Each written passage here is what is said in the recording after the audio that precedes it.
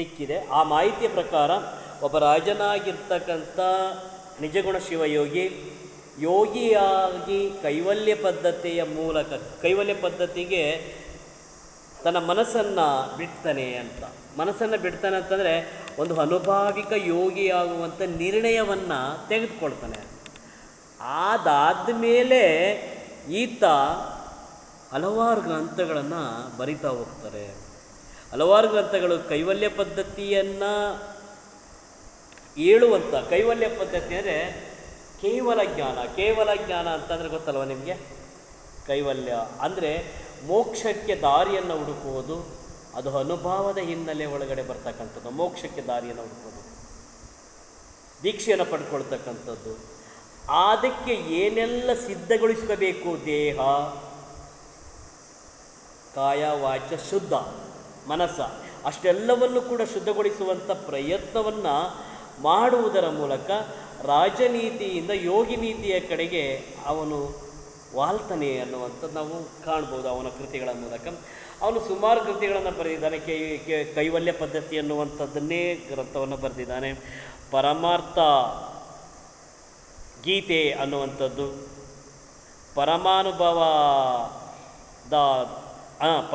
ಪರಮಾನುಭವದ ದೊರೆ ಅನ್ನುವಂಥದ್ದು, ಅನುಭವ ಸಾರ, ಪರಮಾರ್ಥ ಗೀತೆ, ವಿವೇಕ ಚಿಂತಾಮಣಿ, ಒಂದಿಷ್ಟು ಕೃತಿಗಳ ಹೆಸರು ನೆನಪಿಟ್ಕೋಬೇಕು ನೀವು. ಇದನ್ನೆಲ್ಲ ಮೊದಲ ಎಂಥದ್ದು ಸೆಮಿಸ್ಟರ್ ಒಳಗಡೆ ಪ್ರಾಚೀನ ಕನ್ನಡ ಸಾಹಿತ್ಯನೆಲ್ಲ ಒಳಗಡೆ ಓದಿದ್ದೀರ, ಮರ್ತ್ಕೊಂಡಿದ್ದೀರ ಅಷ್ಟೇ. ಯಾರಪ್ಪ ಇವನಂತ ಯೋಚನೆ ಮಾಡ್ತೀರಾ ಇನ್ನೊಂದು ವರ್ಷ ಹೋದರೆ. ಈ ಶಿವಗುಣ ಯೋಗಿ ಆತ್ಮಜ್ಞಾನ ಇದೇ ಭಾಳ ಮುಖ್ಯ.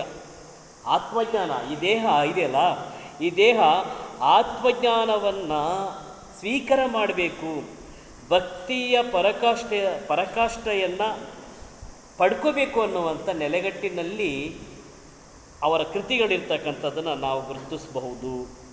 ಇಲ್ಲೊಂದು ವೀಣೆಯನ್ನು ಇಟ್ಟುಕೊಂಡು, ವೀಣೆ ಮತ್ತು ದೇಹ ಇವೆರಡಕ್ಕೂ ಕೂಡ ಒಂದು ಅವಿನಾಭಾವ ಸಂಬಂಧವನ್ನು ಎಳೆಯುವುದರ ಮೂಲಕ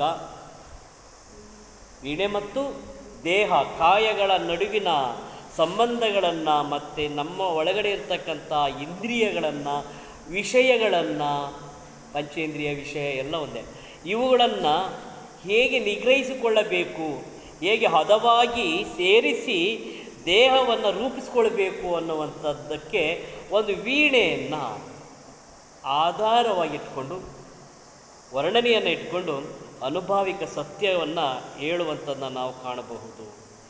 ಹೀಗಾಗಿ ಒಂದು ಸಂಸ್ಕಾರ ಆಗಬೇಕು. ಆ ಸಂಸ್ಕಾರ ಯಾವುದು ಅಂದರೆ ಆತ್ಮಜ್ಞಾನದ ಸಂಸ್ಕಾರ ಆಗಬೇಕು, ಆತ್ಮಜ್ಞಾನ ಆಗಬೇಕು. ಆ ಅರಿವಿನ ವಿಸ್ತಾರತೆ ಆದಾಗ ಮಾತ್ರ ನಮಗೆ ದೈವತ್ವ ಅಂತ ಏನು ಹೇಳ್ತೀವಲ್ಲ, ದೈವ ಸ್ವರೂಪದ ಸ್ಥಿತಿಗೆ ನಾವು ಸೇರ್ತೀವಿ. ಆಗ ಮೋಕ್ಷ ಸಿಗುತ್ತೆ ಆ ಮನುಷ್ಯನಿಗೆ ಎನ್ನುವಂಥ ನೆಲೆಗಟ್ಟಿನಲ್ಲಿರ್ತಕ್ಕಂಥದ್ದನ್ನು ನಾವು ಕಾಣಬಹುದು. ಈ ಪದ್ಯವನ್ನು ಓದ್ಕೊಳ್ತಾ ನಾವು ಹೋದ ಹಾಗೆ ಒಂದೊಂದು ಸಲ ಅನಿಸುತ್ತೆ, ಯಾಕಪ್ಪ ಬೇಕು ಅನಿಸುತ್ತೆ.